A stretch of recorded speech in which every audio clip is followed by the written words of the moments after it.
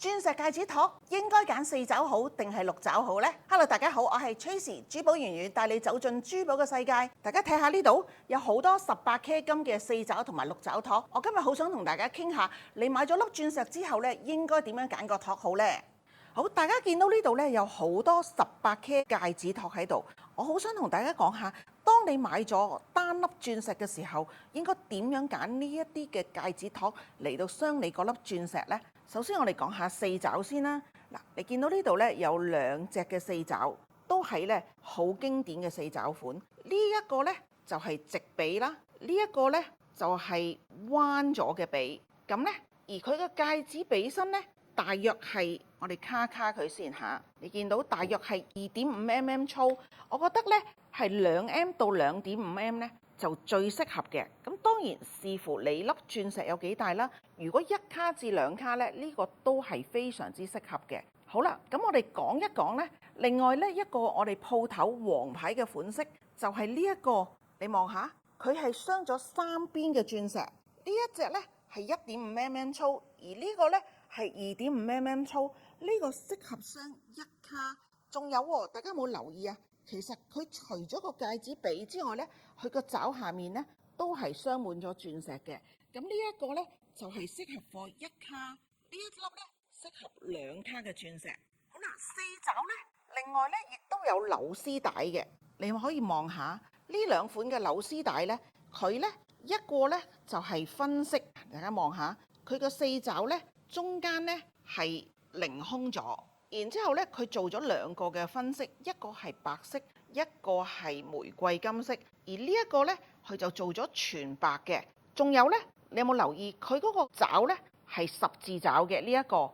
咁有啲人咧就中意十字爪，原因咧睇起嚟咧粒鑽石咧冇咁方。而呢一個咧，你望下嗱，當我擺咗粒鑽石落去之後咧，你會見到呢一個咧，因為佢係4爪嘅原因咧，佢會睇起嚟咧粒鑽石比較方形啲嗱。而另外呢一個咧，你睇下，因為咧佢係4爪十字鑲，而當我哋鑲起時候咧，我哋咧就會將個爪咧收翻幼細啲，所以咧你睇起嚟咧佢就會圓啲。大家睇下，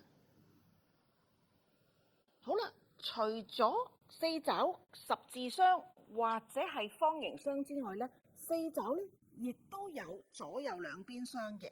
你望下呢一隻，佢咧就係兩邊咧都係鑲咗2粒三角形嘅鑽石。而呢個戒指托咧，其實咧佢最適合咧就係攞嚟鑲 emerald 啦，或者係公主方都非常之適合嘅。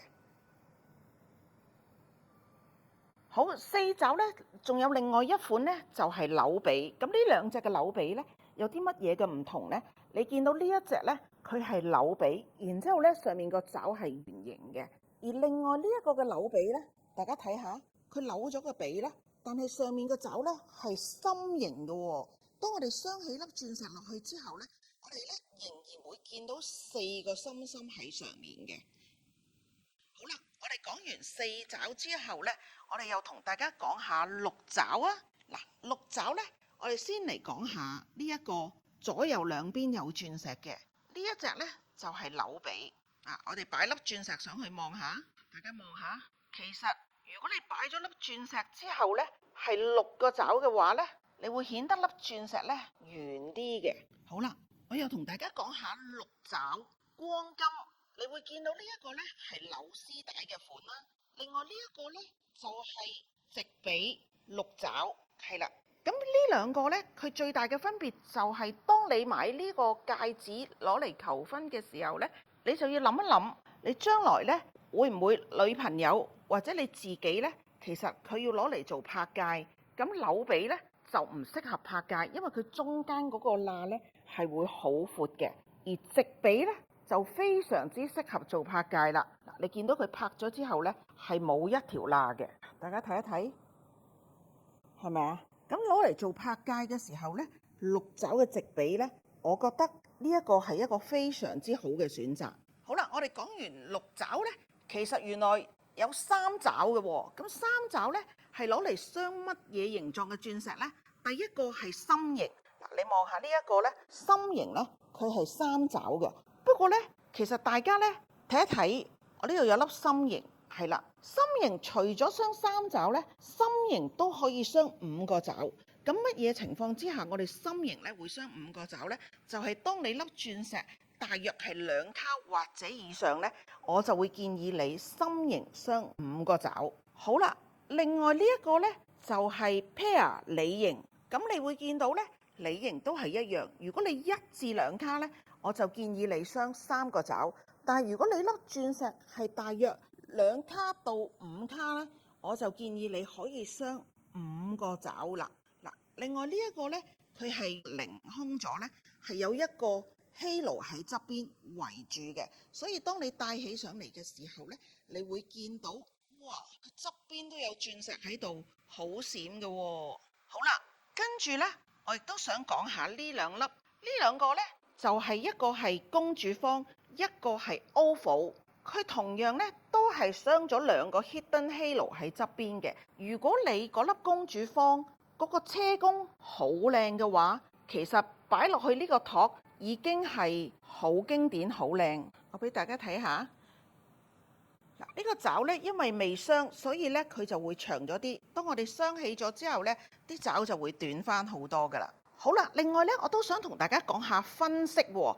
原來呢，鑽石戒指除咗你可以做白色或者一個顏色之外呢，我哋其實呢好多時候會幫啲客人呢做分色。你見到呢個呢，就係戒指髀呢係做咗玫瑰金，然之後個爪呢就係做咗白金。咁點解個爪突然間要轉咗做白色呢？就係因為你粒鑽石係白色，所以如果你個爪白色呢，就會見到個托呢淨係玫瑰金，然之後呢唔會見到有6個金色喺粒鑽石嘅側邊。嗱，我擺俾大家睇一睇，嗱，大家睇下係咪啊？咁當你咁樣鑲起咗之後呢，其實呢你就唔明顯見到嗰個6個爪，但係如果你6個爪係玫瑰金，你就會見到突然之間有6粒金色喺粒鑽石嘅側邊。好啦，我講到呢度呢，最後呢，我想同大家講一講，無論呢你揀咗乜嘢嘅爪，6爪好、4爪好，或者係3爪好呢，最後呢，我都會提一提客人呢。嗱，你望下呢兩隻戒指呢，就係圓形6爪，佢個爪呢係鑲咗圓形，而呢一隻呢，就係6爪。但係呢，佢個戒指呢，嗰個爪呢，就係尖嘅，係啦。咁呢個呢，冇話邊一個好啲，最緊要係你自己喜好。咁我呢，就建議大家，如果你粒鑽石大啲嘅話呢，你就可以揀6爪。咁幾多為之大呢？1卡以上你可以揀4爪或者6爪。如果你粒鑽石係細過1卡嘅話呢，我就建議你揀4爪。我想同大家講下，最後如果你嘅預算係有限，我呢度有粒鑽石係30份，我哋有一啲嘅托呢係咁樣嘅，佢中間呢有個車花片，然之後4爪。好，呢一粒呢係30份嘅鑽石，但係佢擺咗落去車花片上面，佢睇起嚟呢好似呢一粒1.5卡嘅鑽石咁大。咁而呢一粒呢，其實佢鑲起呢係好經濟嘅啫。你望下，係咪好大體、好靚呢？好啦。我今日喺呢度介紹咗呢啲嘅款，如果你中意嘅話，你可以嚟我哋鋪頭度揀。我頭先同大家講咗好多4爪同6爪，可能你已經揾到自己中意嘅款式。如果你有任何嘅問題，歡迎你喺下面留言俾我。我哋下一條片再見啦，拜拜。